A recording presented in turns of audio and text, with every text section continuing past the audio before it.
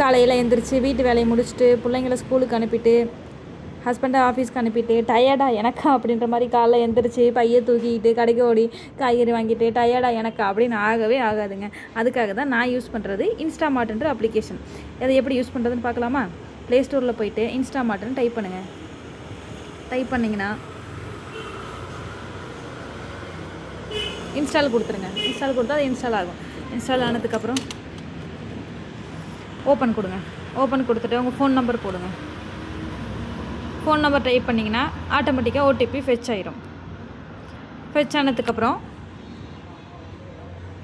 While using the app, அதாவது நம்ம current லொக்கேஷனை செலக்ட் பண்ணிக்கோங்க. நோட்டிஃபிகேஷன் தேவையில்லை, நாட் நோ கொடுத்துருங்க. கரண்ட் லொக்கேஷன் செலக்ட் பண்ணால் நீங்கள் இருக்கிற இடத்துக்கு எல்லா பொருளும் அவங்களே கொண்டு வந்து கொடுத்துருவாங்க.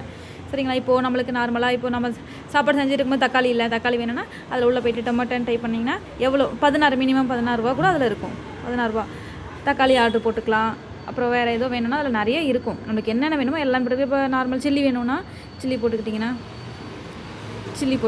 சில்லி வந்துடும். அது ஒரு சில்லி அவைலபிளான கீழே அடுத்த சில்லி கம்பல்சரி அதில் எல்லா பொருளுமே இருக்கும். சில்லி ஆர்டர் போட்டுக்கோங்க. இதில் நார்மலாக இப்போது நம்ம ஒரு சண்டே அப்படின்னா நம்ம சண்டே வெளியில் போயிட்டு சிக்கன் மட்டன் எடுத்துகிட்டு வரணும்னா இல்லை, ஃபிஷ் வேணும்னா அதில் நான்வெஜ் கூட இருக்கும். சரிங்களா? ஃபிஷ் ஆர்டர் போட்டுக்கலாம். எல்லாமே ஃப்ரெஷ்ஷாக தான் இருக்கும். நான் கூட ஒரு நாள் வாங்கி சமைச்சிருக்கேன். உங்களுக்கு நான் வேணால் அந்த சமைச்சதோட வீடியோ இன்னொரு வீடியோவில் போடுறேன். சரிங்களா? அடுத்து இப்போ நம்ம 99 ருபீஸ்க்கு மேலே போனோன்னா அதில் 9 ருபீஸ் ஸ்டோர்னு ஒன்று ஓப்பன் ஆகும். 99க்கு மேலே நம்ம ஆர்டர் போட்டோன்னா 9 ருபீஸ்னு ஒன்று ஓப்பன் ஆகும். 9 ருபீஸ் ஸ்டோர்னு ஒன்று ஓப்பன் ஆகும். சரிங்களா? அதில் எல்லா பொருளுமே 9 ரூபா தான். அதாவது நார்மலாக 9 ரூபாய்க்கு என்ன கொடுக்கலாம், அவங்களால என்ன முடியுமோ அப்படி கொடுப்பாங்க.